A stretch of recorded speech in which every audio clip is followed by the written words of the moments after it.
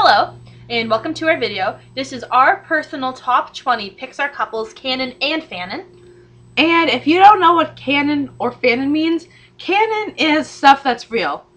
Like real couples in the movies. Fannon is established by the companies. Fannon is the stuff we like to pretend is canon. And it could possibly be. Crack pairings, which you will hear us bring up, is something that you have to be on crack to ship. If you don't know what ship means, screw you.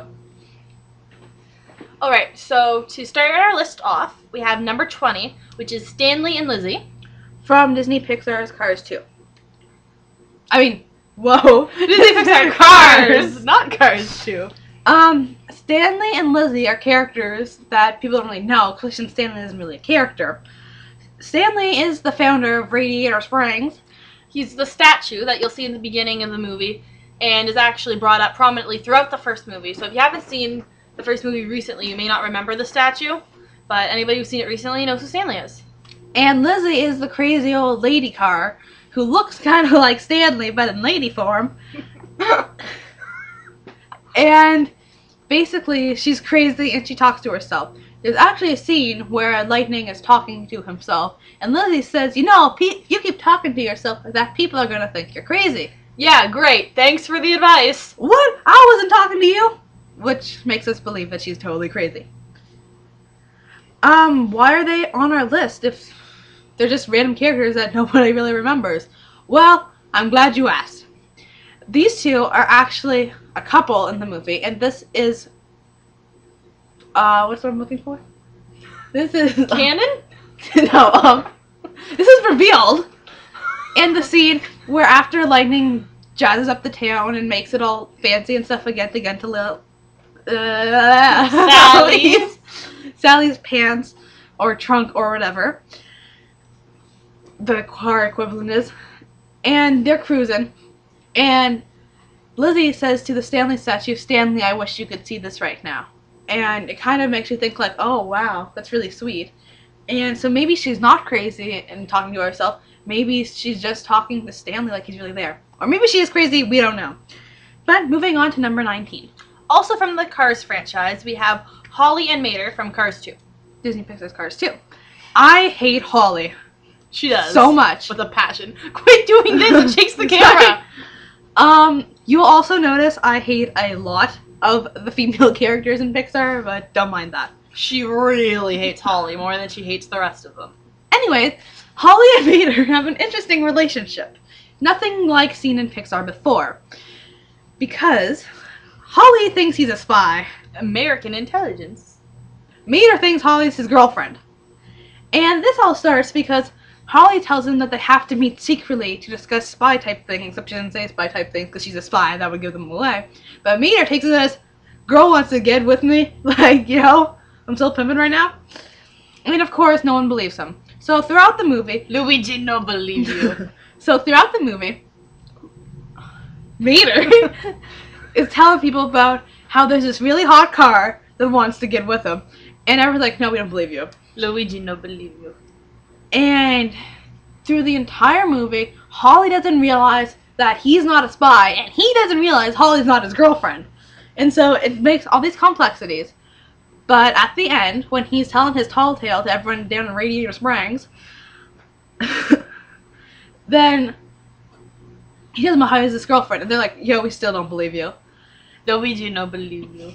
And then Holly and Finn McMissile, British intelligence, come down because they need to recruit Mater for something for the Queen, a mission for the Queen. She asked for him personally. And they're like, who are you? And Holly says, I'm Mater's girlfriend. Which would be sweet if Holly wasn't such an annoying character. And Guido believe him now. Yeah. Not Luigi, but Guido. Okay, moving on to number 18.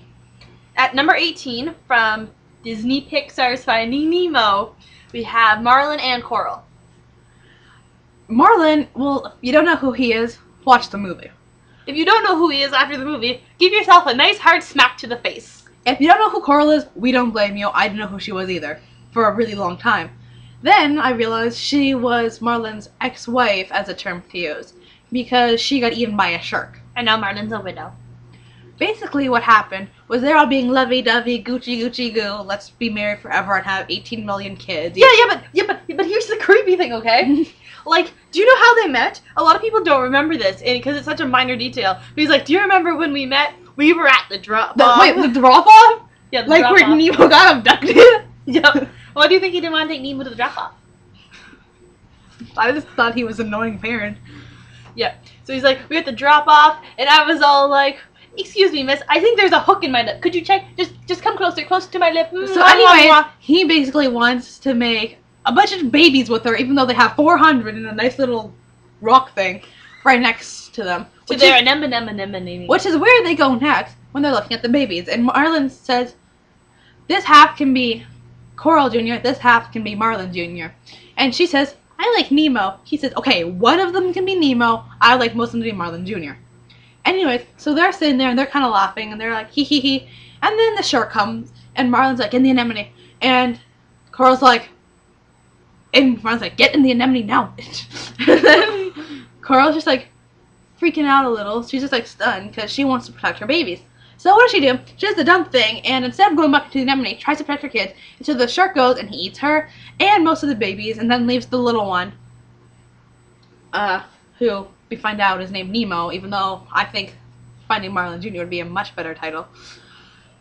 Anyways, they go, and so it's kind of sweet how Marlin names the baby Nemo after Coral dies.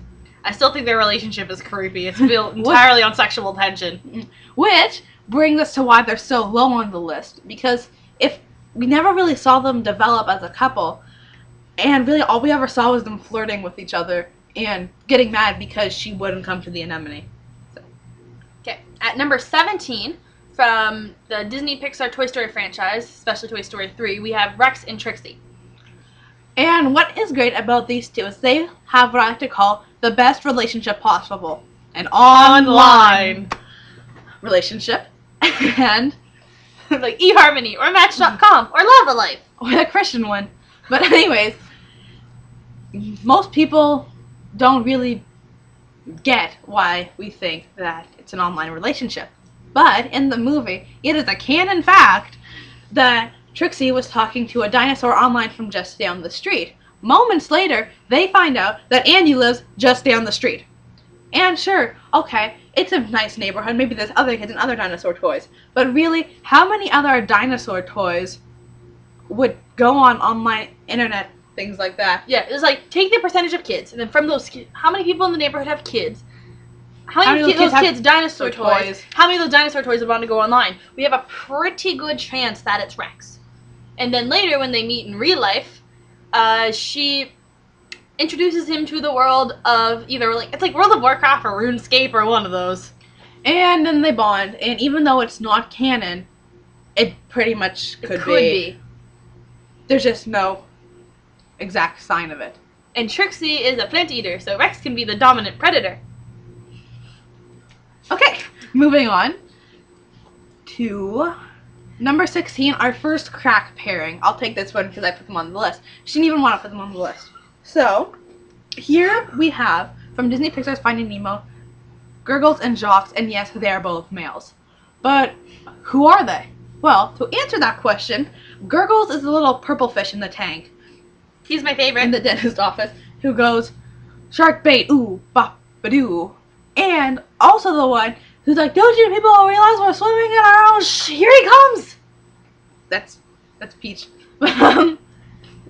And Jacques is the little crab guy who cleans up after them. He's like the love child of Lumiere and Sebastian and the little guy on Wall-E who cleans everything. Goes zzz.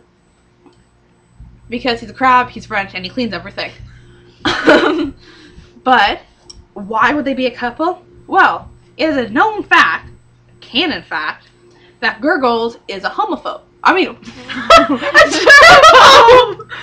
to say germaphobe. She did not mean to say homophobe. I'm she so meant sorry. to say germaphobe. You can take it from here.